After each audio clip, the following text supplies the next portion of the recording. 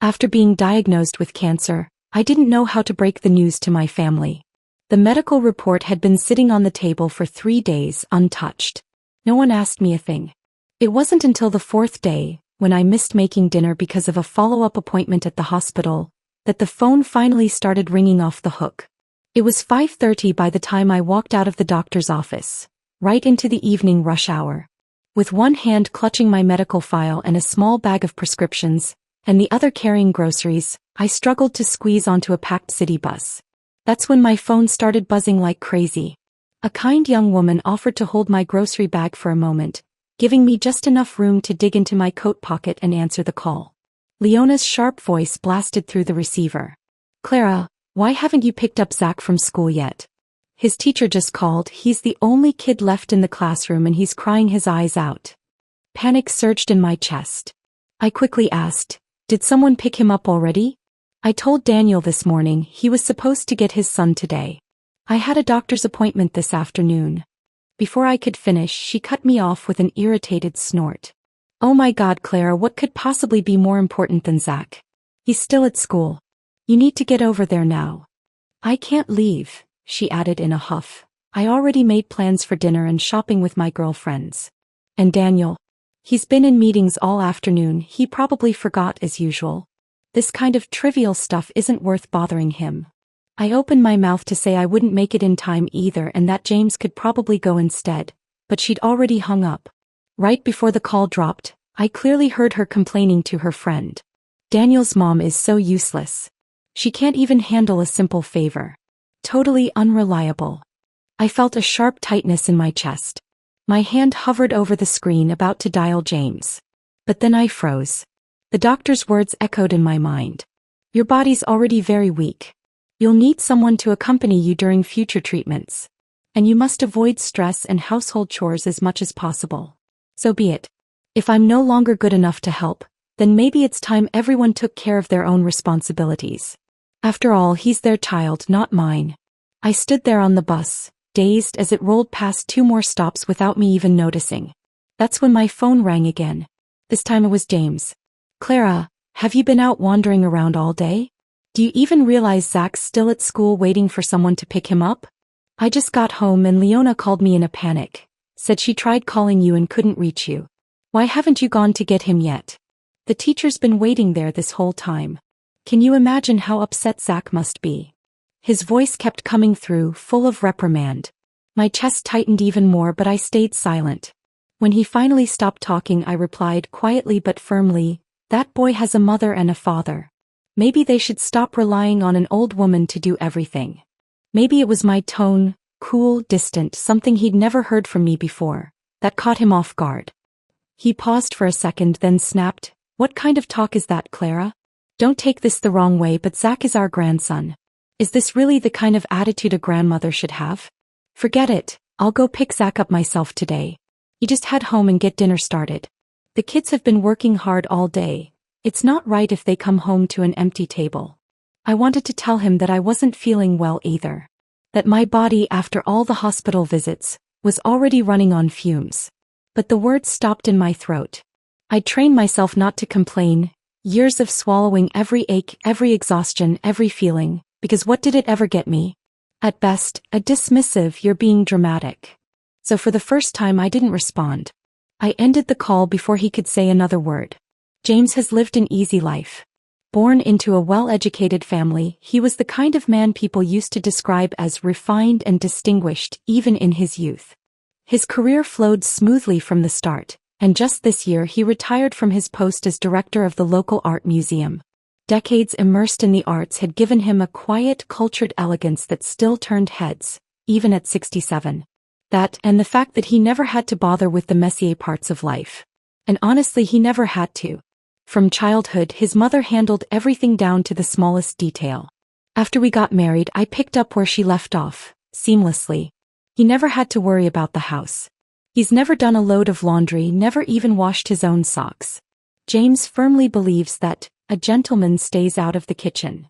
Domestic chores, in his mind, only serve to taint the purity of his artistic aura. Even after retirement, he stayed as busy as ever, thriving in the local community and senior centers, Choir practice, Latin dance, violin lessons. His schedule is packed tighter than it ever was when he was working. Everyone calls him Professor James, the talented Renaissance man, admired and adored. His calendar is always full. Our children know better than to expect him to pitch in. No one ever asks him to help with pickups or babysitting. Then there's me. I studied painting too once. Back in college, we were both in the oil painting program. I had promise, my professors thought so too. But then I met James and I fell deep and hard. And after that, well, life slipped through my fingers. Years flew by in a blur of housework, tending to James, raising our son and then our grandson. Always rushing, always busy, yet nothing in it truly felt like mine. No point dwelling on it now. As the bus rolled past familiar streets, I realized we were nearing home. But for some reason my heart grew heavier with each passing block. Maybe it was just the early signs of the cancer, the fatigue, the dull ache in my bones. But all of a sudden I didn't feel like going home anymore. But the truth was, I had nowhere else to go. My parents were long gone and most of my old friends had their own families, their own busy lives. I stared blankly out the bus window and for the first time, a wave of deep sadness washed over me. 65 years of life and I had no one I could really talk to. Not one soul. About 15 minutes later my phone rang for the third time.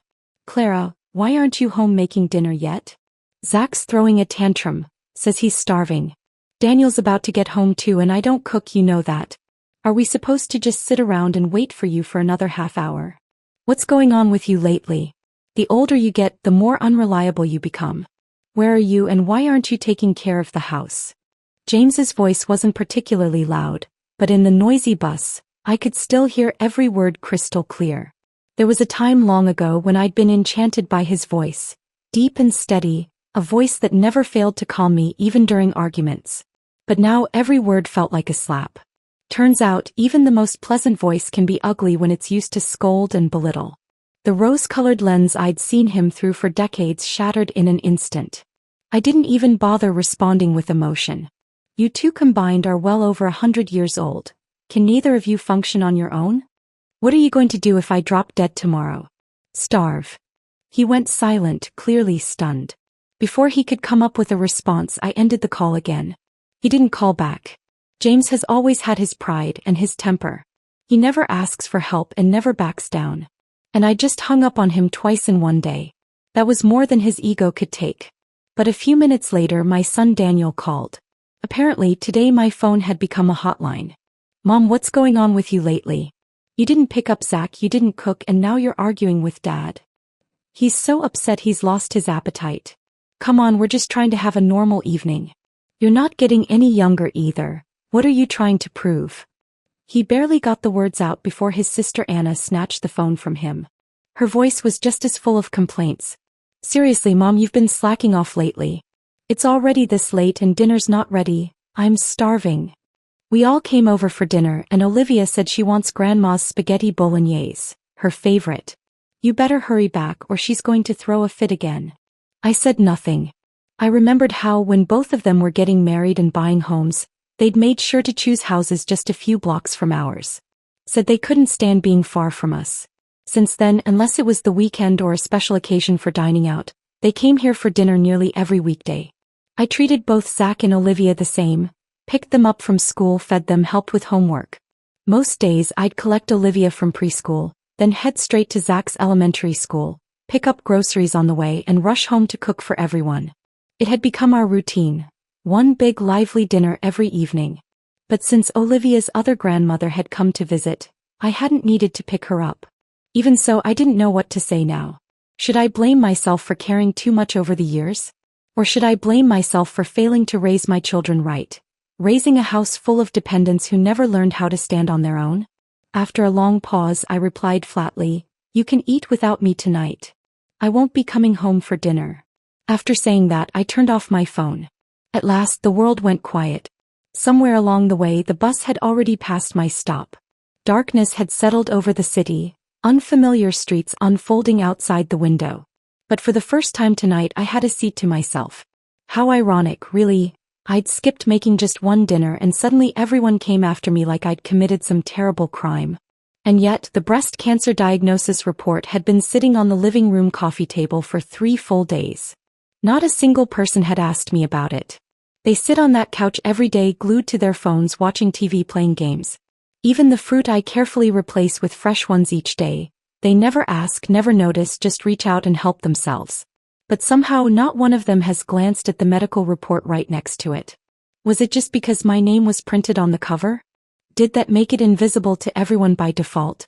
Like me, living in that house for decades, giving and giving yet never truly seen. My children always say, "Mom, you really lucked out marrying Dad. You never had to work and you got to be the elegant wife of an art museum director." Relatives gush about how James carried the whole family, provided everything, raised 2 accomplished children.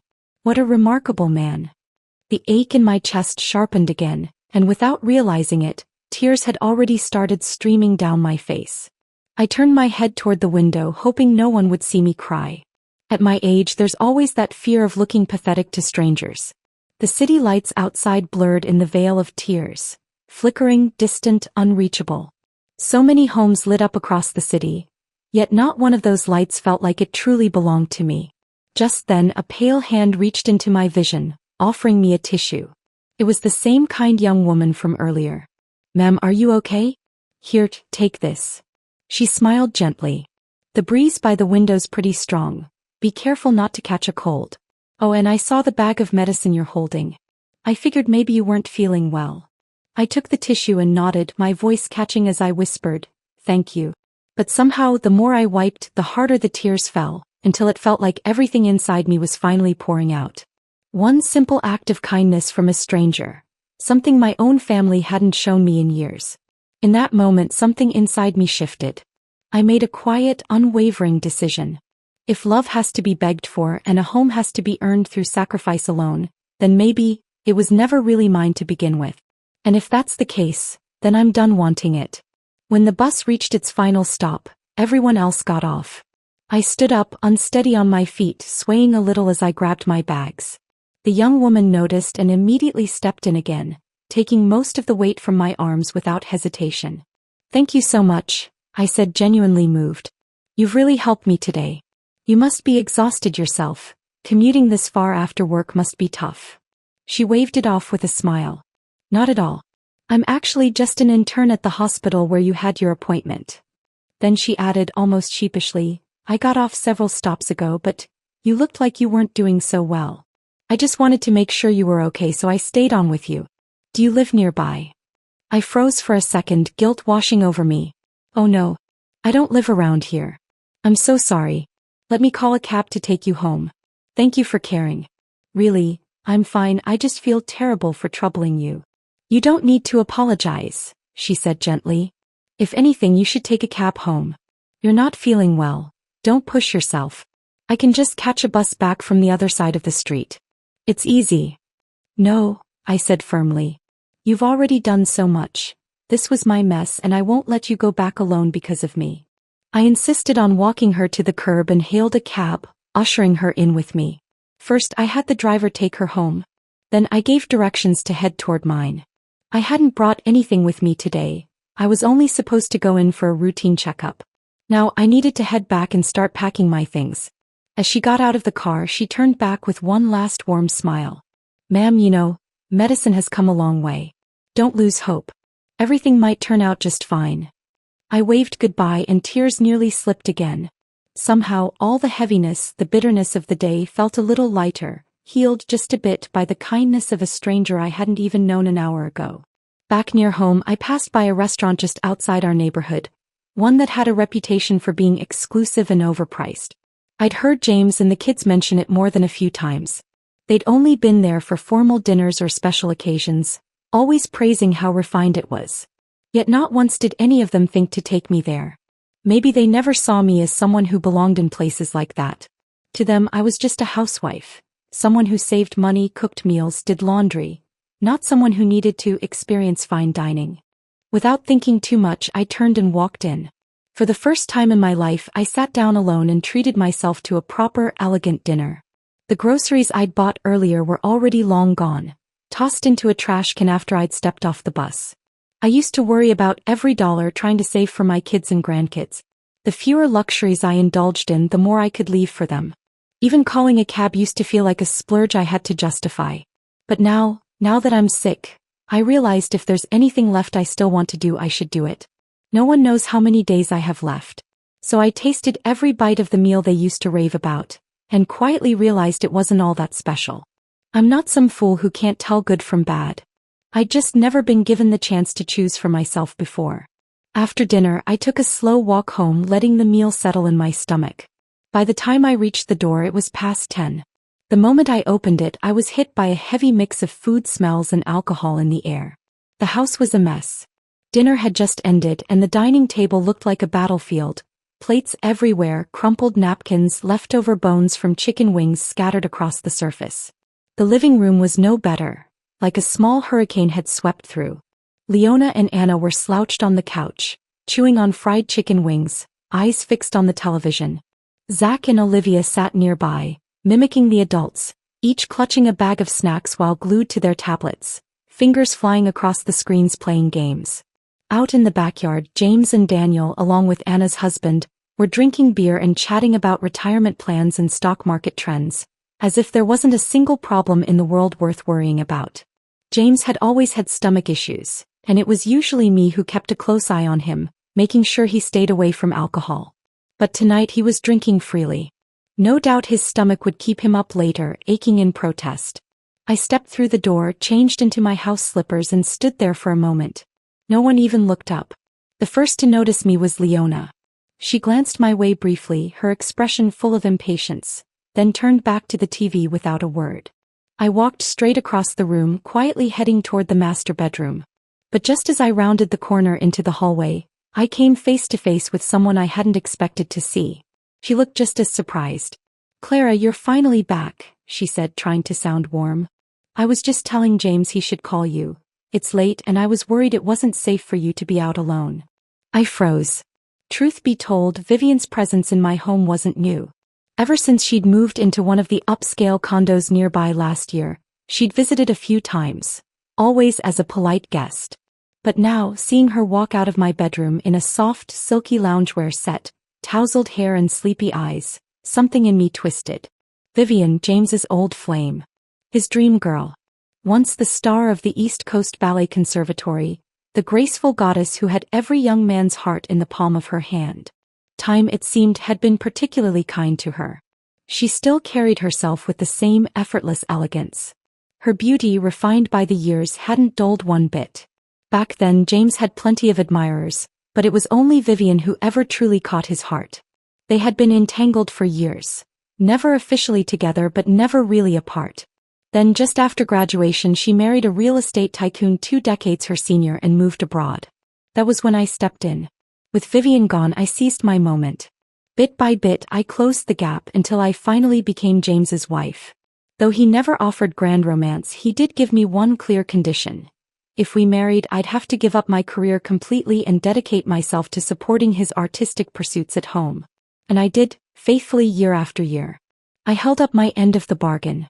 I believed I'd earned my place. I believed that chapter with Vivian had been buried long ago. James never spoke of her again. We both pretended those years never happened. But when Vivian moved back and made her first visit, I remember how stiff and uncomfortable their reunion had been. The air between them practically crackled with unresolved history. Still, it didn't take long after that for James to rekindle the connection. And clearly, things had progressed more than I'd been told. Vivian's voice wasn't exactly subtle. It carried across the room, drawing every pair of eyes toward us. Daniel lit up when he saw me. "Mom, you're finally back. Where have you been this late? We tried calling you so many times and you didn't answer." Then he turned toward the couch and called out, "Good thing Anna thought fast and ordered Mexican takeout. We just finished eating. Now you can get started on cleaning the table, doing the dishes and mopping up." My son-in-law chimed in with a teasing smile, waving his beer bottle. "Clara, how about whipping up a little something extra? Popcorn or a cheese platter, maybe? James is in such a good mood tonight, I think he's ready for another round." Before I could even open my mouth, Vivian jumped in, flustered and eager to explain. "Clara, please, don't be upset. I wasn't trying to overstep. I just felt a little dizzy earlier and it was too noisy outside. James suggested I lie down in your room for a while. The kids were all in the living room. I swear it's not what you think. James, hearing her, immediately set down his drink and rushed over. Vivian, are you feeling better now? He asked with concern, eyes locked on her face. Only after that did he turn to me, with a tone cold enough to frost glass. She's our guest, Clara. Do you have to act like this? Do you even remember where your own front door is? I was starting to think you got lost somewhere. Look at the time. This is completely unacceptable behavior. I raised my head and stared at him. A bitter smile tugged at the corner of my lips. Oh. And what about a guest who ends up lying in the master bedroom in the middle of the night? What kind of behavior is that supposed to be? And you, James Blake, retired art museum director, champion of refinement and elegance. What exactly do you call leading a single woman into your wife's bed while she's not home? Is that your idea of grace? His face darkened instantly. You're deliberately stirring up drama. This is pure slander. Vivian flushed, clearly uncomfortable. She tugged lightly at his sleeve, whispering, James, stop. It's my fault.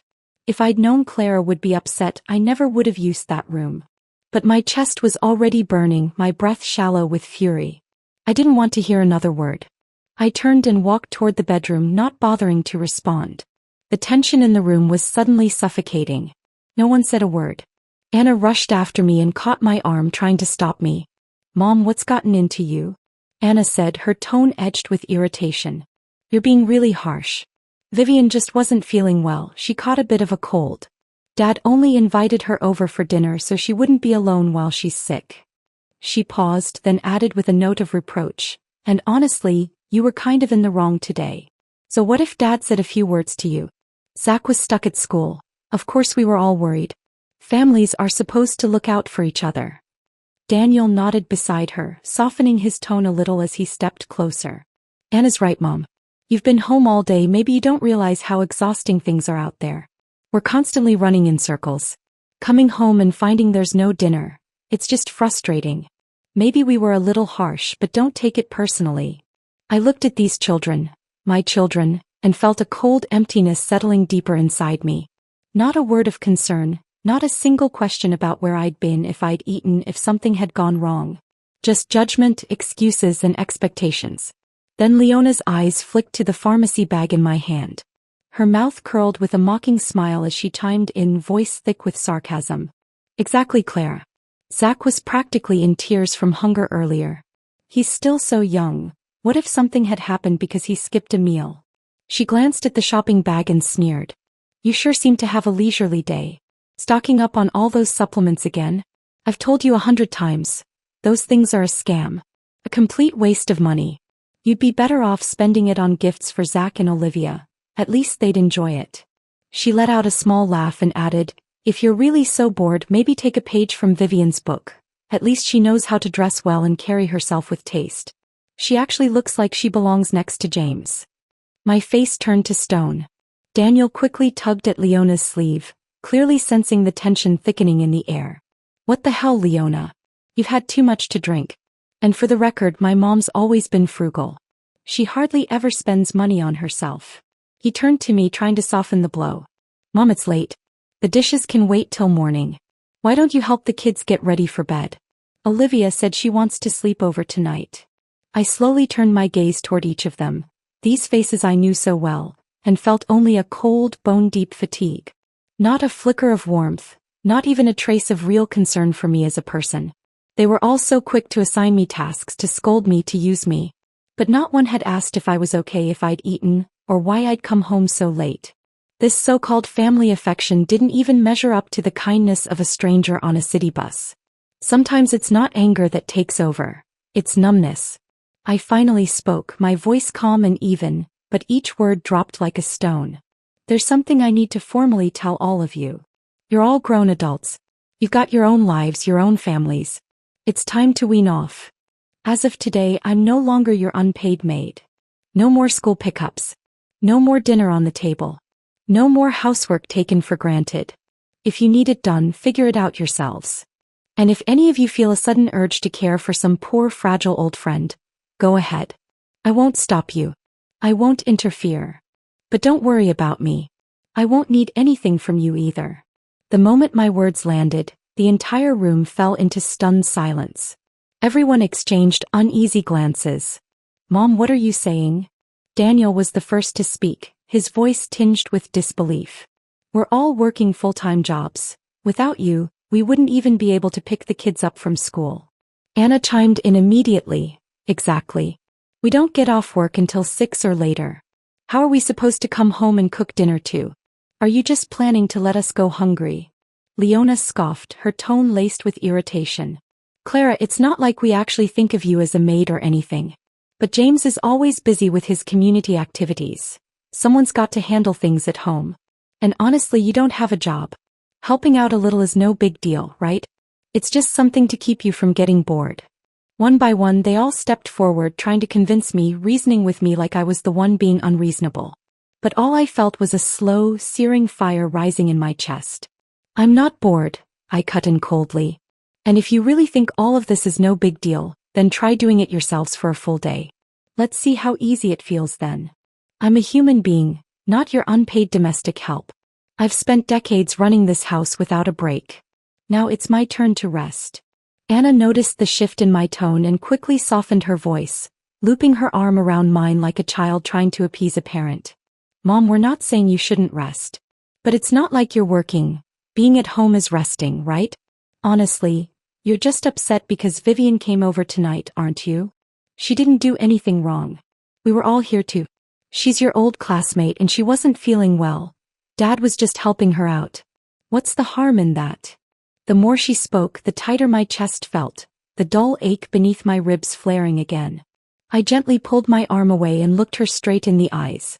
My voice was calm but sharp, every word heavy with purpose. First, being at home doesn't mean I've been resting. If you don't believe me, try taking turns with the housework starting tomorrow. Then tell me how rested you feel. Second, Vivian is your father's guest, not mine. I won't speak for what goes on between them. But don't use me to smooth things over just because you don't want to face the truth. Maybe it was the firm edge in my tone, something none of them had ever heard from me before. But suddenly, the room went dead quiet. Even the air felt heavier. Then Vivian stepped forward, dabbing at the corners of her eyes with delicate fingers. Her voice trembled slightly, just enough to be noticed. I'm truly sorry, Clara. This was all my fault. I never meant to come between you and James. I've really overstayed my welcome tonight, I should go. Without waiting for anyone to respond, she hurried to the front door, gathering her things as she slipped on her shoes. It was clear she wanted to disappear as quickly as possible. The kids, flustered, trailed after her in a rush, muttering reassurances and apologies. Before the door even shut, a sharp slam echoed from the dining room. James had smacked his hand against the table so hard it rattled the plates. That's enough, Clara. His voice exploded across the room. You've been acting strange ever since this afternoon. Coming home late was bad enough, but now you're picking fights left and right.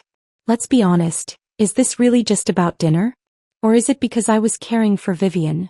Why do you keep dragging up the past? She had a fever, she was burning up to 101 degrees. And you still want to make a scene about it.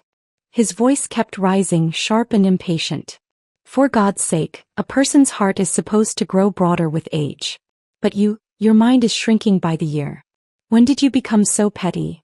And with that, he grabbed his coat and phone and stormed out after the others, without even glancing back. Since they all say I've grown petty with age, fine. Let me be petty to the end. I went straight back to the bedroom and started packing. Not just for a night. Not just to get away from that bed. I was leaving this house for good. I didn't want to spend another day under this roof. Besides, the doctor had made it clear. I needed peace, not stress. But it hadn't even been half an hour since I walked through the door, and already my chest was tight, my breathing uneven. James hadn't been gone long before the kids came back in, assuming this was just another emotional flare-up. Their voices floated toward me from the hallway, trying to smooth things over. Mom, Dad was just walking Vivian home. It's late, she shouldn't be out alone. Yeah, come on, Mom. Sure, Vivian's elegant and well-kept, but if there was really something going on between her and Dad, it would have happened years ago, not now. Exactly. Dad's 67. What's he even gonna do at this point? Mom, we'll wash the kids up ourselves tonight. Just get some rest, okay? Tomorrow morning you can make breakfast and take them to school like usual. Their voices blurred together, a dull hum of rationalizing and delegating, every word only making the air around me feel heavier. I shut the bedroom door without a word. Packing didn't take long. There wasn't much I needed. A few changes of clothes, some jewelry, my documents, a charger. That was it. After decades in this house, it was almost laughable how little felt worth taking. The 2 rental properties my parents left me had always been under my name.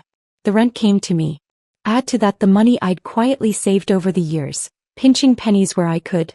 I had enough to live comfortably on my own terms. I used to plan on transferring the properties to the kids when I turned 80. Oh, thank God I hadn't done it yet. Thank God I still had something to fall back on. As I rolled my suitcase out of the bedroom, Anna's family had already left. Daniel was in the bathroom bathing Zach. No one noticed me. I didn't care. I didn't say goodbye. I walked out and didn't look back. The night air hit me like a quiet relief, but I stood there for a moment, unsure of where to go next. They always said I was sheltered, that I hadn't seen the world. Maybe now was the time. And if this illness really couldn't be cured, then I sure as hell wasn't going to end my life in a kitchen or laundry room. The doctor said my radiation treatments wouldn't begin until next week, so I had a few free days. Why not use them? I didn't know how to book plane tickets online, so I did the simplest thing I could think of. I hailed a cab and told the driver to take me straight to the airport. Standing in the terminal, watching the destination board flicker through names, I picked a city I'd always wanted to see. I walked up to the counter and bought a ticket for the next available flight. Before boarding, I hesitated for a second and then sent a message to the family, just enough to keep them from calling the police. I'm going on a trip. Don't bother me. Then I powered off my phone. It was a red-eye flight, short, smooth, and when the wheels touched down, the sky was still dark. I'd landed in Portland. I'd seen it in travel videos before, called the City of Roses, a botanical paradise on the West Coast. I'd always wanted to visit. If I had any passion left in life, it was plants.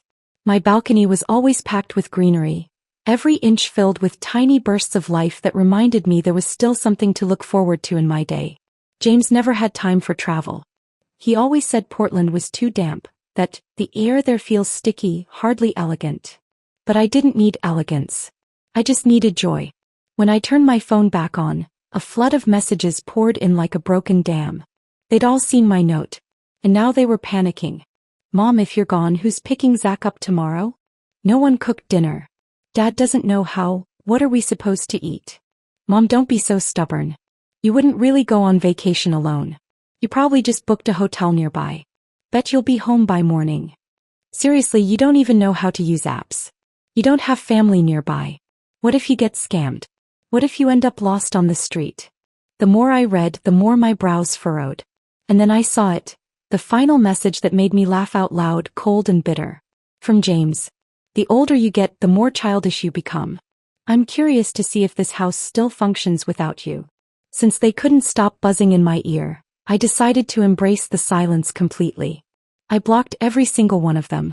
Every number, every notification, set to do not disturb. Honestly, there wasn't a single word from any of them that I wanted to hear. But of course, it didn't take long for James's proud, "The house will manage just fine without you," to come back and slap him in the face. The very next morning, the moment I turned my phone back on, I was hit with a flood of unread messages. At 4 o'clock in the morning, James had been rushed to the hospital. As expected, it was his chronic stomach condition acting up, triggered by that spicy Mexican takeout and the alcohol he insisted on drinking last night. At first he tried to tough it out, convinced he could ride it through. But by the middle of the night, the pain had him doubled over. He searched the house top to bottom for the medication. Nothing. Eventually he woke Daniel up, asking him to help. Still no luck. Then came the frantic calls to me. Dozens of missed calls. Voicemails. Texts. But I'd slept like a rock after a full day of sightseeing, and I didn't hear a single one. The moment my phone powered on, Daniel's call came through almost instantly. "Mom. Finally you picked up." His voice was thick with exhaustion. "Dad had a terrible flare-up last night. His stomach pain got so bad we had to take him to the ER. I've been with him half the night and I still have to get to work this morning, plus drop Zach at school. I can't handle all this. Come on, Mom, don't be like this. Just come back and take care of him." I listened quietly, then calmly replied, "Didn't you understand what I said yesterday? I'm on vacation. Please don't disturb me." And I hung up. Then I went one step further. I blocked all their numbers. No more distractions. No more interruptions. I wasn't going to let anything ruin my trip. I hired a private VIP tour guide and spent the most carefree, liberating week I've had in decades exploring Portland. I visited every major attraction, tried all the food I'd been curious about, and finally made it to the botanical garden I'd always dreamed of seeing. The biggest surprise? I even had a full travel photo shoot. My personal guide was incredibly attentive. He didn't just show me around, he acted as my photographer and creative director, capturing every moment of my journey with care and precision. When I saw the photos afterward, I barely recognized myself. Bright eyes, glowing skin, radiant energy. There was a lightness in my expression I hadn't seen in years. So it turns out I could shine too. Just like Vivian. My guide even taught me how to use travel apps on my phone. Rideshare services, flight and hotel bookings, maps, travel reviews. I finally knew how to navigate the world without needing anyone's help. For years, whenever I asked my kids to teach me something simple, how to look up a recipe, how to use a new app, they always brushed me off, too impatient to bother. Not anymore. Now I didn't need anyone. I hadn't been left behind by the times after all. Day by day I felt lighter, freer. Even my body felt stronger, more energized. But when I finally came home after that beautiful week away and turned my phone back on, what greeted me wasn't peace. It was chaos as usual. A full-blown domestic circus waiting right at my doorstep. In the end, it all came down to this. Once the tireless, all-capable, never-complaining supermom disappeared from the household, everything began to fall apart. And only then, only when they finally started searching for help, did they realize just how deep the problem really was. Hiring a housekeeper to cook and clean didn't solve everything, because that housekeeper wouldn't look after the kids. A full-time nanny for the children didn't do housework. The daycare specialist who could care for Olivia wouldn't handle school pickups for Zach, now a first grader. So they needed a second nanny just for the afternoon shift. One helper wasn't enough. Not even close. And on top of all that, James was still stuck in the hospital, needing constant care himself. That's when they finally realized what I'd been all along. A full-service, on-call, multi-skilled domestic operator, who charged nothing, asked nothing, and even provided emotional support on demand. Suddenly the tune started to change. What had begun as finger-pointing and complaints turned into saccharine attempts to coax me home. Even Zach and Olivia were coached to take turns calling, their tiny voices chirping through voicemail. "Grandma, we miss you. Come back soon." Text after text followed, sugary sweet but desperate. "Mom, your protest has gone on long enough. Please come home. We really need you here." And at 3 a.m. a final message from Daniel, raw and unraveling. "Mom, I really can't do this anymore." When I landed, I didn't head straight home. I sat in the cab watching the familiar roads pass by, wondering how I'd feel returning. But some things needed closure. As we pulled into the neighborhood, I noticed a small stage had been set up on the plaza. Apparently the community was hosting an event. I glanced toward it idly until two familiar figures caught my eye. James and Vivian. He was in a tailored black suit. She wore a flowing crimson dress. The two of them danced a fiery tango under the lights. Their steps were sharp, fluid, impeccably in sync. Their eyes locked in subtle tension and unspoken electricity. Every turn, every lift, every glance between them felt like a whispered confession. A story told not in words but in motion. I stood there quietly watching. Oddly, I didn't feel anger. Just a faint, hollow ache rising in my chest. They had always been a pair, meant to be, in some way I could never compete with. I'd once fooled myself into thinking I'd found an opening in their story, slipping in while she was away, pretending it was fate. But in truth, things that don't belong to you, no matter how tightly you grip them, will always cost you something in the end. The music stopped. The crowd erupted in applause. James glanced into the audience, scanning the faces, then froze when he saw me. For a moment we both stood still. I looked down, said nothing, turned quietly and walked away, my suitcase wheels clicking softly behind me. I hadn't gone far when I heard footsteps, James catching up. He took the suitcase handle from my hand without a word and started walking ahead of me. Neither of us spoke as we made our way home. When we reached the door, he paused, then said quietly, Clara, I'm glad you came back. I hesitated, then slowly followed him inside. The house was tidier than I'd expected. Clearly someone had brought in a cleaning service. But my beloved houseplants told another story. Most of them had wilted from neglect, drooping sadly under the weight of a week's indifference. No one had cared enough to keep them alive. I sat down, ready to finally have the conversation that needed to be had. But just as I opened my mouth, the front door swung open. Vivian walked in, radiant and cheerful, her heels clicking lightly across the floor. She was glowing, lively, confident, smiling as if the world were hers to keep. James, why didn't you wait for me? Vivian's voice floated in gently as she walked through the door, a soft complaint laced with mild surprise. The moment she saw me, her expression faltered. Her eyes flicked to the suitcase beside me, and her hand instinctively tucked the house key she was holding behind her back. Clara, you're back, she said with a forced smile, trying to mask her unease. Why didn't you tell us ahead of time? We would have picked you up. She walked over and sat beside me with a polite smile, continuing her rehearsed explanation. Oh, I meant to tell you earlier. James was just discharged a few days ago and the house has been a mess. Daniel and Anna were worried the temporary cleaners wouldn't do a proper job, and they were concerned about the kids and James being unattended, so they asked me to move in for a few days to help out. Don't worry, I've been staying in the guest room. I simply nodded, offering no reply. Vivian kept going, her tone casual, almost too casual. Honestly, if James weren't so resistant to hiring a full-time housekeeper, none of this would have been necessary. These things can all be outsourced. You really don't have to run yourself ragged trying to do everything. That part I knew all too well. James had always been stubborn like that. Despite his income, he never allowed outsiders into our home. For all these years, we never once hired a live-in housekeeper. But I hadn't come back to rehash old habits or make small talk. My time was precious now, and I had no intention of wasting it. I turned to look at him, catching his gaze. His eyes were fixed on me too, a flicker of something unreadable behind them. I didn't bother easing into it. I went straight to the point. James, I said calmly, I want a divorce.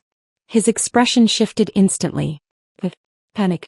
Even a flicker of helplessness, an emotion I'd rarely ever seen cross his face. But it lasted only a moment before he composed himself again, slipping back into that cool, calculated composure he wore like armor. Clara, that's not funny, he said, his voice low. At your age, this kind of joke really isn't appropriate. I'm not joking, I said firmly. I've been thinking about this seriously, especially over the past week. For both of us, this might just be the most honest form of relief. His face darkened. All this, just because of that dinner? You could say that, I replied, then paused.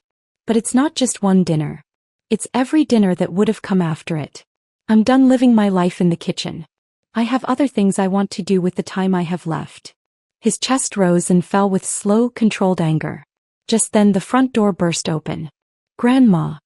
Nana. Zach and Olivia rushed in, squealing in delight as they ran toward me. I opened my arms instinctively, pulling them both into a tight hug. No matter what had happened, I had raised these children myself. No matter how much distance had grown, I still missed them. But the moment of warmth was short-lived. As soon as they noticed Vivian on the sofa, they slipped out of my arms and ran toward her instead. Fairy Grandma. They circled around her, chattering excitedly, sharing stories from their day, laughing and giggling as they leaned into her lap. The scene stung quietly but deeply. A few seconds later, Daniel and Anna walked in, and the moment they spotted me, they hurried over and wrapped me in a hug. Mom, you're finally home. You look amazing. You must have had a great trip. We were falling apart without you. Thank God you're back. Honestly, that cleaning lady we hired wasn't working out anyway. We might as well let her go. Yeah, you wouldn't believe it, Mom. Vivian really helped us these past few days, running back and forth between the hospital and the house. We couldn't have managed without her. Vivian gave a modest, slightly uncomfortable smile. But before anyone could say more, James suddenly slammed his glass down onto the table. The sharp sound echoed through the living room. Enough. His voice was low, but it carried weight, tight, restrained, and simmering with frustration. Do any of you even realize what you're doing? Your mother is not your maid. She just got home and you're already piling responsibilities back onto her. Can't you give her a moment to breathe? Starting today, all of you go back to your own homes. Housework, childcare, caring for the elderly, figure it out yourselves. Stop dumping everything on your mother the second something goes wrong. James's outburst had silenced Daniel and Anna completely. Even I paused for a moment, caught off guard. It was so unlike him. The man who had spent decades standing quietly on the sidelines while I handled everything, never once raising his voice on my behalf. But I didn't have time to dwell on it. I'm sorry, I said calmly, but I won't be handling household matters anymore. You'll need to figure things out yourselves from now on. Then I turned to James. If there's nothing else, let's go to the lawyer's office at 9 tomorrow morning and sign the papers. His face went pale. You're really going through with this?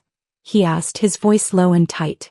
Daniel and Anna, still reeling from the earlier scolding, now looked even more stunned, staring at me in disbelief. What? Daniel blurted out. Mom, you're getting a divorce? Why? This isn't because of Aunt Vivian, is it? Anna added quickly. She's just been helping out. We've seen everything clearly. There's nothing going on between her and Dad. You're overthinking this. I shook my head. There was no point explaining anything to them. Let James tell them whatever he wants later. I looked at James again, voice steady. I've thought about this thoroughly. I'm ending this marriage for good. Mom, you're 65, Daniel said, sounding desperate. You've been a housewife your whole life. How will you even manage after a divorce? Yeah, Anna chimed in. Did someone out there fill your head with that live your own life stuff? Don't be naive, Mom. People just want your money. Even if you meet someone new, Daniel added, he won't be as dependable as Dad. They'll act sweet up front, but in the end you'll just be their caretaker again. Their words piled on, one after another, louder and more emotional. But all I felt was exhaustion. I'm not asking for your opinions, I cut in sharply. This divorce is between me and your father, not for either of you to meddle in. And for the record, I'm not helpless. I've devoted decades to this household. Legally, I'm entitled to half of everything. Plus, the 2 properties and inheritance from my parents. More than enough for me to live comfortably. I don't need your concern. That shut them up. They looked genuinely stunned, clearly unaware I'd planned all of this long ago. I turned back to James. So, still hoping I'll change my mind? Still reluctant to go through with it. The air in the room thickened. I knew exactly what James cared about most. Pride. Especially in front of others. Especially in front of Vivian. So I added just loud enough. If you don't want to look foolish in front of her, then do this cleanly. No drama. No delays. Sure enough, his jaw clenched. He nodded slowly, each word strained through his teeth. Fine. If that's what you want, we'll do it. You'll get what's rightfully yours. I won't hold anything back. The weight that had pressed on my chest for years suddenly lifted. I nodded gently. Good. With that, I stood and walked out. James said nothing, though his eyes were red. Daniel and Anna, however, erupted behind me. Panicked, pleading voices cracking. Mom, what are you doing? You're tearing this family apart. Are you out of your mind? I didn't look back. I didn't answer. After leaving, I moved into a fully furnished apartment near the hospital. Quiet, simple, perfect. Kitchen, laundry, everything I needed. It was a place Grace helped me find. The same young woman who had once offered me a tissue on the bus. She'd grown up in a small rural town, worked her way through school and built a life in the city. Strong, self-made kind. We'd exchanged contact info after that night. When she heard about my situation, she took it upon herself to help. Finding me a place to stay, even connecting me with a professional caregiver to assist during my radiation therapy. Once I settled in, I took her out to dinner to thank her. It was warm, simple and real. The kind of conversation I hadn't had in years. That night, just as I was preparing for bed, the family group chat lit up again. Familiar names, familiar noise. Daniel. Anna. Her husband. All of them now taking turns trying to convince me to reconsider. Mom, you're too old for a divorce. It's embarrassing. Think this through. Once you walk away, Dad's still a catch. Great pension, kind personality, he'll have women lining up. You'll regret it. You're making a mistake, Mom. A big one. I didn't reply to any of it. And then Daniel sent the message that cut the deepest. If you can walk away now when we need you most, then don't expect anything from us in the future. Don't expect me to call you mom anymore. I stared at that message for a long time. Then without hesitation I exited the group chat and blocked every number. Everyone except James. We still had paperwork to finalize after all. That night I finally slept soundly for the first time in a long while. The next morning I ordered a car at 8:30 and headed to the law office. Out of courtesy I even sent James a reminder text, with the time and address. I arrived early. At 9:30 sharp, James appeared at the door. Only then did I finally breathe a sigh of relief. James showed up with stubble on his face and dark circles under his eyes. Exhausted, disheveled, a far cry from the refined man he always prided himself on being. I wasn't surprised. After a lifetime of standing above me, it must have been unbearable to suddenly find himself beneath me, outmaneuvered in every way. We signed the agreement quickly and headed straight to City Hall to finalize the divorce paperwork. When we handed in the forms, the clerk paused for a split second, visibly surprised. But professionalism kicked in quickly. She glanced between us and asked casually, "Reason for divorce?" James said nothing, his face a blank wall of indifference. I smiled lightly. If we must give one, let's call it irreconcilable differences. The clerk looked puzzled for a moment, probably wondering how two people who looked so polished could fall apart so neatly. But when she saw how clearly we'd divided everything, assets split 50-50, no disputes, she skipped any mediation and simply processed the paperwork. As soon as the formalities were over, I turned and walked away. James stood frozen behind me, his face even grayer than before. I didn't give his reaction another glance. While he was still stuck there in his daze, I was already in a cab moving forward. And just like that, life felt lighter, freer. The radiation treatments were rough, and there were days my body ached with fatigue. But overall it was manageable. And for the first time in decades I had space, real, uninterrupted space, to breathe. Grace came to the hospital nearly every day. Sometimes she helped me talk to the doctors, sometimes she just sat with me through lunch, chatting, offering encouragement with that quiet strength she carried.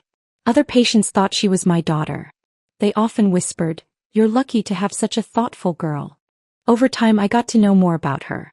She grew up in a small, conservative town where everything favored her younger brother. She worked her way through college, paid her own tuition, and built a life with nothing handed to her. She'd been through more than most people ever knew. The more I learned, the more my heart ached for her. There was a quiet resilience in her, a kind of strength I admired deeply.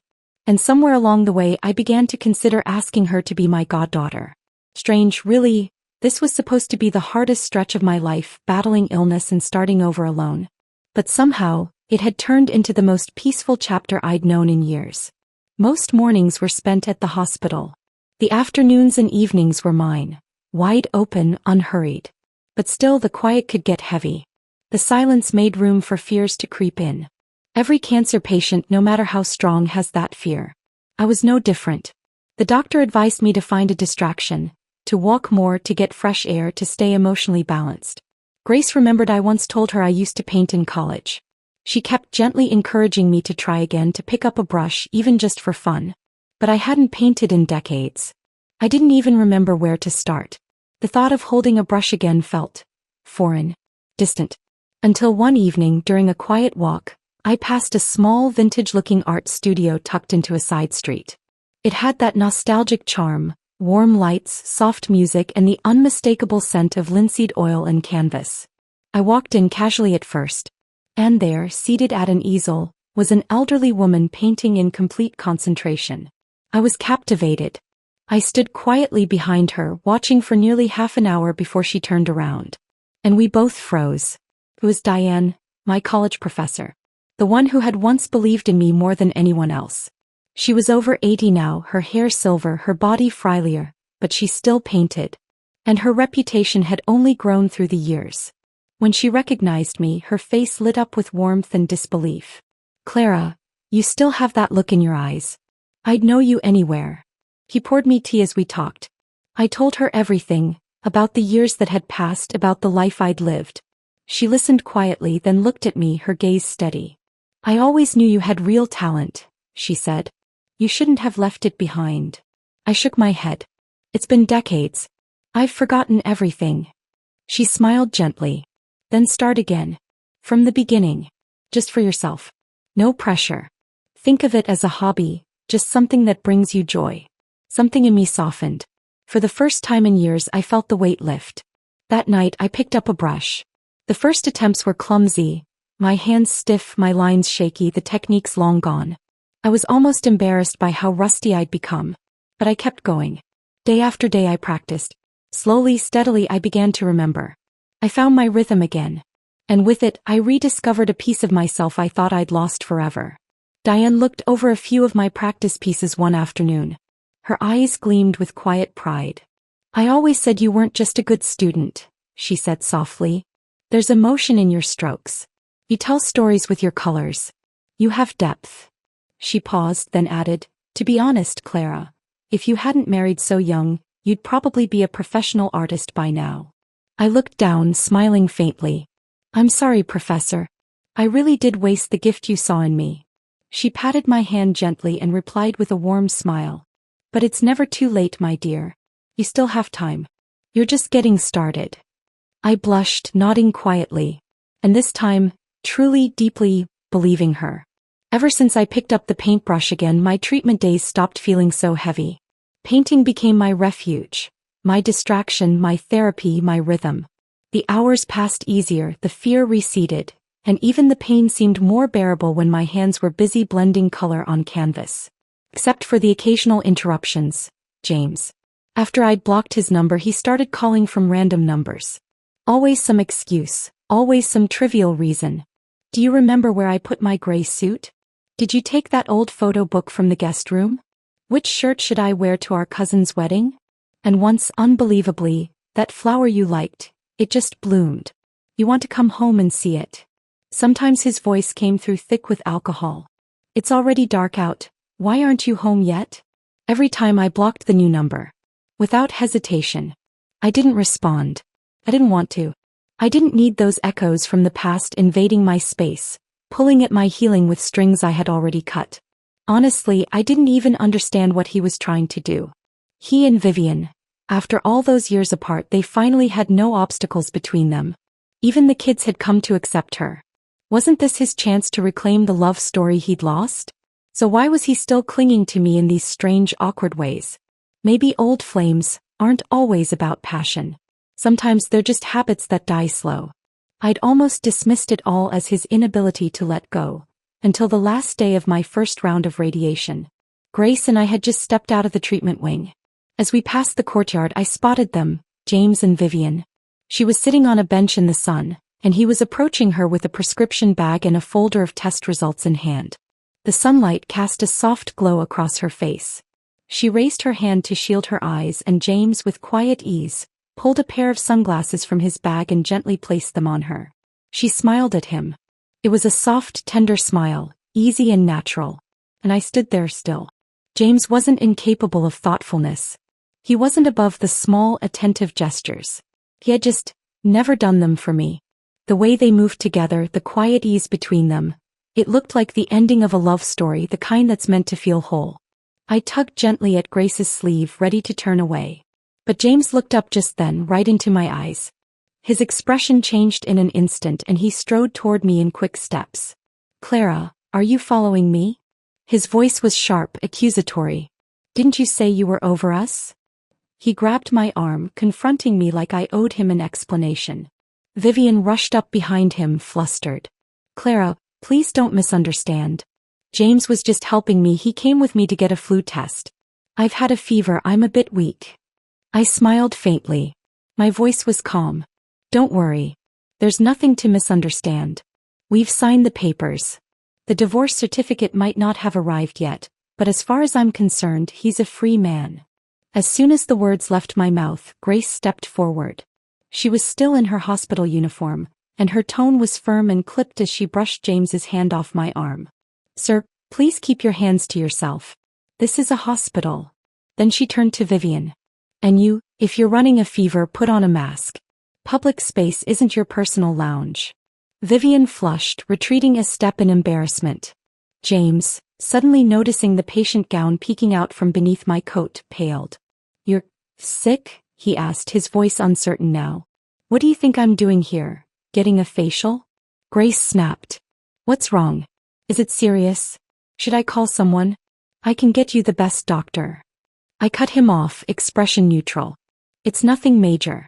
I'm being discharged tomorrow. But thank you for your concern. I turned to leave. James looked like he wanted to follow, but Vivian stumbled behind him, nearly losing her balance, and he had no choice but to turn back and catch her. Grace watched him go, then looked at me and raised an eyebrow. That's your ex-husband? I nodded. She let out a short laugh. Let me guess. Back in the day you just fell for that face, didn't you? Her teasing was light, effortless, but it cracked something open inside me. I chuckled genuinely. Yeah, I said with a shrug. You're not wrong. And in that moment it hit me. The things that once consumed me, that once left me raw and restless, could now make me laugh. Just like that, the bitterness I'd carried for years began to dissolve. I was healing. Not just my body, but everything else too. The next day the official divorce certificate finally arrived in the mail. 40 years of marriage. Over, signed, sealed, and done. Just like that, the chapter closed. All that was left of the past was to forget it. With that weight finally off my chest, I did something I hadn't done in years. Posted on social media. Cheers to myself, for having the courage to choose freedom at this age. The news traveled quickly. Relatives and old friends started reaching out one by one, full of curiosity and concern. Most of them didn't even try to hide their shock. I couldn't be bothered with explanations, so I gave them the same vague answer over and over. We just weren't compatible anymore. But no one bought it. Come on, one cousin said with a scoff. You're telling me after 4 decades you just now realized you weren't compatible? Others were more direct. Some amused, some patronizing. You'll regret it soon enough, one neighbor said with a smirk. Just wait till James finds someone else. That's when it'll hit you. As soon as he remarries, another added, you'll realize what a mistake you made. It was almost laughable, like I'd been tossed aside, a discarded woman clinging to some fantasy of independence. As if my worth was solely defined by being someone's wife. But I looked at my life, really looked at it and weighed it carefully. 3 properties. More than enough savings. A gentle, bright young goddaughter who cared for me like family. A completed first round of cancer treatment with promising results. The doctor said that with regular checkups and proper care, it likely wouldn't shorten my life at all. By all accounts, my days had never been more peaceful or more mine. But I didn't bother explaining that to anyone. I'd learned the most important lesson of all. You don't owe your peace to anyone's understanding. So instead of wasting breath on gossip and judgments, I threw myself into painting. Grace, ever the cheerleader, kept urging me to share my progress with others. You should create an account, she insisted. Not just to connect with other painters, but to show other women it's never too late to start again. You could inspire so many people, women who feel stuck, invisible, forgotten. You could remind them they're not alone. Eventually I gave in. She helped me set up an account and named it Ink and Grace. A soft tribute to both art and the life we were building from scratch. I started posting quietly, photos of my progress, my sketches, my canvases. No talking heads, no self-promotion. Just the quiet intimacy of brush strokes, colors, and layers forming on canvas. To my surprise, the account began to grow. Slowly at first, then steadily. More and more people followed. Some fellow artists, some strangers simply drawn to the quiet beauty of reinvention. The platform eventually reached out to collaborate, offering ad partnerships and promotion. I'd accidentally become a modestly popular art creator, and earned a little extra income on the side. But I never showed my face. Every photo, every video featured only my hands at work, or the soft silhouette of me painting in a pool of sunlight. Just a woman rebuilding a life in silence. A new beginning, without noise, without labels, without apologies. And just like that, the days passed, quietly, purposefully, peacefully. Grace's internship eventually came to an end. But due to her academic qualifications, the hospital couldn't offer her a permanent position, and her job search wasn't going well either. So I made a decision, one that surprised even her. I offered to fund her doctoral degree. Education is your passport, I told her. Another degree will open more doors than you can imagine. She cried while thanking me, insisting on writing out a promissory note, promising she'd pay me back one day when she could stand firmly on her own. Around that time, a few old friends started dropping by more often. They still seemed more interested in catching up on James than on me. "James seems quieter these days," one of them remarked. "He used to be so eloquent, now he barely talks at all." "I heard Vivian's moving into his house next month. No wedding, just a dinner with a few friends and relatives." "But never mind that," another added quickly. "You look healthier and more radiant every time we see you. Honestly, we're happy for you, darling." I just smiled. Their words didn't bother me. Not anymore. After all, James had finally married the woman he'd pined for his whole life. That was supposed to be his happily ever after. As for me, I'd long since removed myself from that story. What I didn't expect was what happened the day they were set to move in together. I had gone to the hospital for a routine checkup, nothing special. But when I walked into the consultation room, I froze. There they were, James, Daniel, Anna, Leona. Even Zach and Olivia. All crammed into the room. I stood still, speechless. James rushed toward me, grabbing my hand with both of his. "Clara, why didn't you tell me you had cancer?" His voice was trembling, nearly breaking. I hadn't seen him in months, and now he looked like a ghost of himself, gaunt, worn down, with panic and desperation carved into every line of his face. Daniel's eyes were red. "Mom, how could you keep this from us? This is cancer." Anna's voice cracked. "Mom, if Dad hadn't been cleaning the house and stumbled across your old medical report, we still wouldn't have known. How long were you planning to hide this?" Zach and Olivia ran over and threw their arms around me, hugging me tightly. I gently patted their backs and gave a faint smile. What could I say? When your heart's gone cold, you stop expecting warmth from people who've only ever left you in the cold. The doctor, clearly uncomfortable with the scene, finally spoke up. "She's in recovery. Emotional stability is essential to her healing. Please refrain from upsetting her." The room went quiet. After a long pause, Daniel mumbled, "If we'd known earlier, we would have hired help. We never meant for you to do everything on your own." Anna chimed in quickly, "Really, Mum, we didn't mean to hurt you. If we'd understood what you were going through, we wouldn't have let you handle everything by yourself. Not when you're sick." Just then Grace walked in, having just paid my medical bill. The moment she heard those words, her expression darkened. She walked straight over to me and gently held my arm. Her voice was low, firm, protective. "Clara, what did the doctor say about staying in good spirits? Don't let things like this weigh on you. Let's go home." I smiled at her and nodded. "All right." That one word sent a ripple through the room. Anna froze. "Mom, who is she?" Daniel looked equally startled. "Mom, why are you leaving with her?" James's face darkened, his eyes narrowing as they locked on mine. Leona, who had been uncharacteristically quiet until now, finally broke her silence, with all the tact of a hammer. "Clara, I really think you need to be careful. You know how people are these days. You've got 3 properties and plenty of money in your account. What if she's just here for your inheritance? That money was supposed to go to Daniel and Anna. Zach and Olivia are counting on it too. You can't just hand it over to an outsider." Before I could say a word, James raised his hand and smacked Daniel hard across the face. A sharp, echoing sound filled the room. His voice was low but cut like glass. "Tell your wife to shut her damn mouth. I don't hit women, so I hit you instead. Don't you ever repeat something so disgraceful again." Daniel looked stunned. He turned and glared at Leona, who shrank back and fell silent, face flushed with embarrassment. Her words had crossed a line, an ugly one. Even I felt the sting of them. And from the look on Grace's face, I could tell she'd been wounded too. Her cheeks were red, her eyes flashing. My heart burned with fury. "Grace is my goddaughter," I said coldly. "Does anyone here have a problem with that? You already accepted another woman as your new mother. Why can't I choose whose family to me?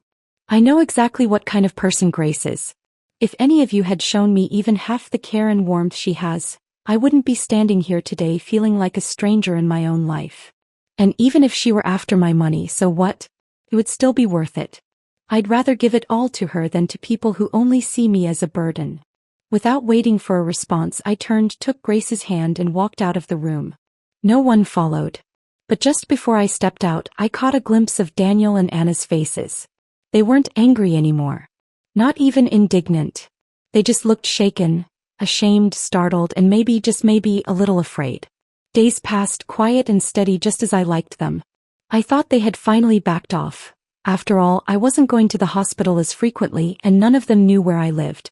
Or so I thought. But the very next day, James showed up at my door. When I opened it, I froze for a second. He looked worse than he had the day before. Hollowed cheeks, even darker circles under his eyes, his voice hoarse and rough. I was wondering if I could come in for a bit, he said quietly. I just wanted to see how you're doing. I hesitated. Then without a word I stepped aside and let him in. But I didn't offer him a drink, didn't say a word of welcome. He wasn't a guest. I hadn't invited him. He didn't seem to mind. He slowly wandered through the apartment, eyes scanning the canvases on the walls. Paintings in warm tones, vivid strokes, layers of color. My work, my rediscovered self. Clara, you really started painting again? His voice was soft, almost in awe. Your work feels stronger than it used to. And you, he paused, looking at me, you look more alive, like the woman you were when you were young. When I was young. Something in those words hit a tender spot. Back then I'd wondered so often, did he ever really see me? He kept walking, taking in every detail. This place, he said slowly, it's warmer than I expected. Feels like a real home. Our old house just feels like an empty shell now. I didn't respond. I just went back to my easel, picking up my brush again. But he stood there like something inside him had finally burst open. I'm not with Vivian anymore, he said.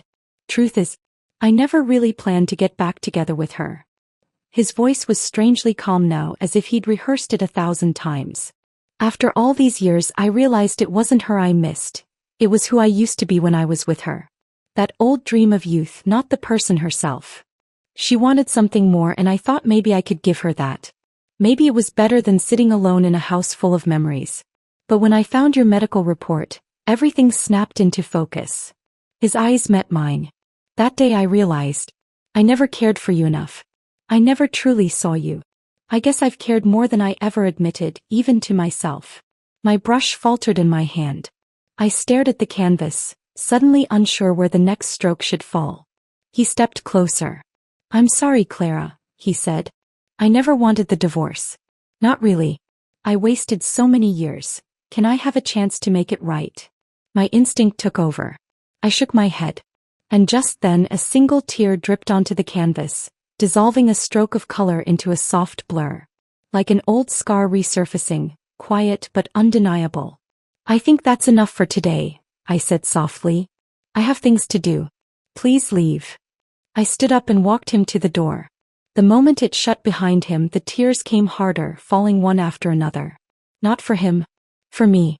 For the woman who had spent a lifetime trying to warm a heart that never held her close. Now that it finally did, I no longer needed it. That chapter was over. The rest of my life, whatever was left, was mine now. After that, James seemed to appear everywhere. At my studio door, quietly watching me paint. In the hospital waiting room during my follow-ups. Sometimes even outside my building, holding grocery bags, offering fruits and vegetables I never asked for. Eventually, the kids started tagging along, showing up like awkward guests with practiced concern. I stopped letting any of them in. To avoid their visits, I started traveling with fellow artists. Plein-air painting trips, weekend workshops in the countryside, quiet retreats that filled me with peace. Then months later, something unexpected happened. I received a bank notification. James had wired me $200,000. Along with it, a short message. I sold the old house. Thought you might need it, for your treatment. James. I stared at the screen, stunned. The truth was, I didn't need the money at all. I had solid medical insurance. My rental properties brought in steady income. My art account had grown rapidly, and ad partnerships now brought in more than James's monthly pension. I thought about returning the money, but the process was complicated and I kept putting it off. I hadn't even responded, yet somehow chaos had already erupted on his end. Word got out. The kids were furious. They fought with him over that money. Daniel accused him of giving away their inheritance. Leona ranted that some woman who's not even family would benefit from their future. They didn't see it as compassion. They saw it as betrayal. And just like that, the family who once couldn't spare a thought for me now argued bitterly over my worth. After I'd already walked away, I let out a quiet sigh and returned the money the very next day. But it didn't take long before James showed up at my door again. "Clara," he said, eyes filled with hopeful desperation, "you returned the money. That means I still have a place in your heart, doesn't it? The kids say they miss you too. Please, come home. I'll take care of myself this time. I'll help with the grandkids. I really want to start over. Can we try again?"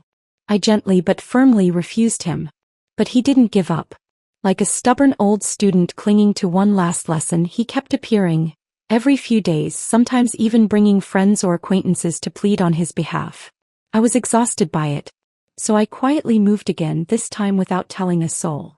Then I threw myself deeper into my travels and my painting, letting the rhythm of the road and the flow of color carry me far away from everything I'd once tried so hard to hold together. With my artist friends, we'd disappear for 10, sometimes 15 days at a time, exploring coastlines, forests, mountains. I painted sunsets in Arizona, rivers in Oregon, autumn leaves in Vermont, and cliffs along the Pacific Highway. And for the first time in my life, I felt that poem come alive in me. Only then did I realize how wide the world truly is. My collection grew. So did my circle. And thankfully the cancer never returned. In fact, I was healthier than I'd been in decades. On my 67th birthday, I held my very first solo landscape exhibition. It was a clear, sunlit day. My old professor attended in person, standing proudly on stage to make a special announcement. I would be her final student. That moment drew attention from the local press, a few art critics, and even some national media. My story, the former housewife who rediscovered herself through art, suddenly became a headline. On the last day of the exhibition, while chatting with a few gallery guests, I noticed a familiar figure standing quietly in the corner. James. Thinner than before, face lined with exhaustion, he stood motionless in front of one of my paintings, Mountain Falls. I walked over slowly. When he noticed me, he looked startled, unsure of himself. "This one, is that the waterfall?" he asked softly. "You always said you wanted to take me there someday," he added almost to himself. "But I always said it was too much trouble. You went anyway, without me." I nodded. I'd heard his health wasn't great lately. Something early stage, still treatable, but serious enough that he rarely left home anymore except for doctor visits. Just then I heard familiar voices behind me. "Mom." I turned. "Daniel. Zach. Olivia." Their faces were a mix of surprise and disbelief, clearly not expecting to see me, let alone in an art gallery hosting a successful show. From their stunned expressions I could tell, James had never told them I'd started painting again. They certainly had no idea that the growingly popular art account Ink and Grace, the one getting attention from art circles and social media alike, was me. "Mom, you look younger than you did 2 years ago," Anna said, stepping in beside them, equally wide-eyed. "You've been painting this whole time? Why didn't you ever tell us?" Daniel asked. "Grandma, this is incredible. You're better than the artists we learn about in school," Zach said excitedly. "Nana, I think I want to be like you when I grow up," Olivia added, beaming up at me. I just smiled gently without saying much. Daniel and Leona looked tired, worn down. I'd heard they'd divorced last year. And from the way they watched me now, I could see the questions hanging in their eyes. Things they wanted to say, stories they maybe wanted to rewrite. But I wasn't about to give them that chance. I had other guests to welcome. Grace was already approaching with a group of her classmates, smiling brightly, waving from across the gallery. As I began to walk away, Dame stepped closer again and said in a low voice, "I used to hold on to the hope that maybe you'd come back one day. But I get it now. You've walked too far forward. There's no going back anymore." I laughed, full and free. "You're right," I said. "Because this is the life that finally belongs to me. The tides of life come and go. Maybe we'll cross paths again someday. But when we do, we'll just be old acquaintances. Nothing more."